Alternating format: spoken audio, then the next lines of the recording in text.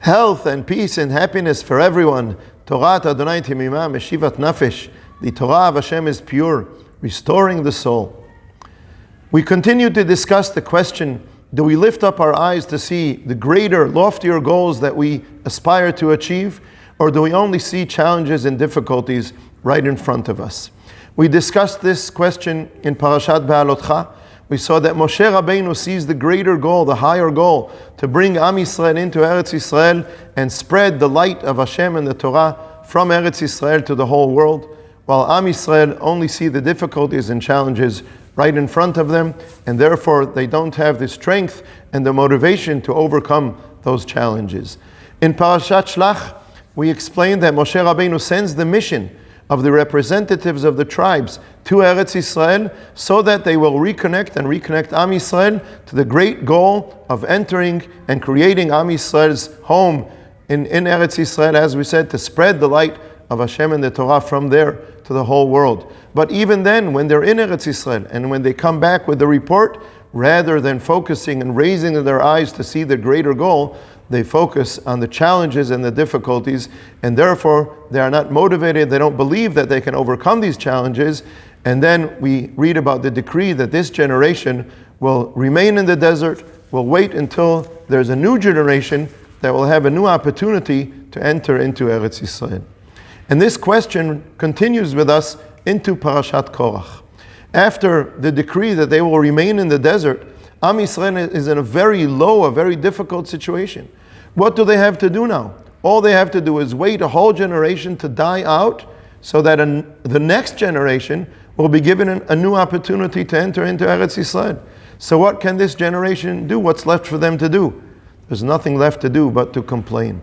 If they didn't have the strength and the motivation and the belief that they could overcome the challenges, so they didn't reach Eretz Yisrael, so what do now? They blame the leadership.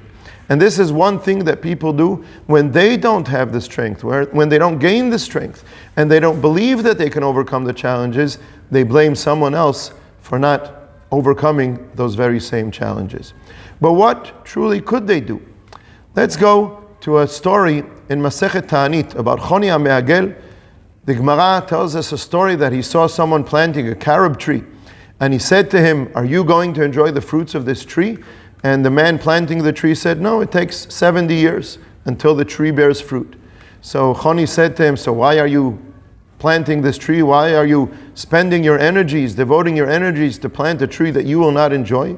So the man planting the tree said to him, "I came into the world and I found trees that I could enjoy, that my fathers planted, so I will plant trees for the next generations."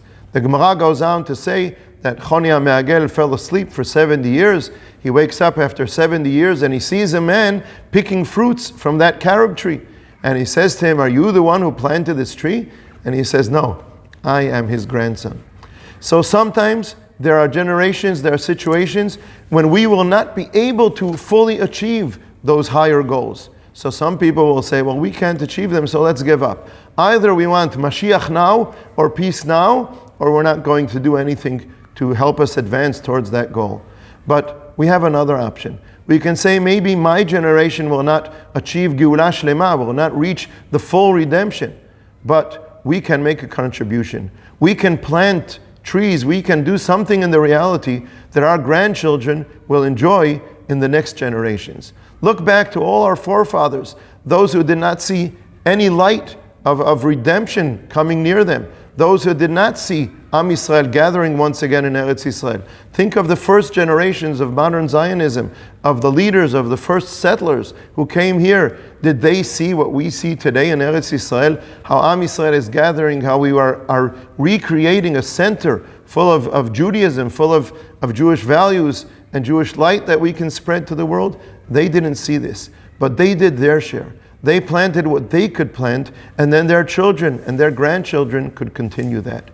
So first of all, we learn that we have to believe in our ability to overcome challenges. We have to look at the higher goals, lift up our eyes to see the higher and greater goals, and from there gain faith and strength to overcome the challenges. And if we cannot fully overcome them in our time, in any case we can make a contribution. We can plant some things that our children and grandchildren will enjoy after us. And if we make steps in the right direction, then our children and grandchildren will learn from us to make the next steps until we reach the full redemption, the Geulah Shlema, soon, Be'ezrat Hashem. Shabbat Shalom.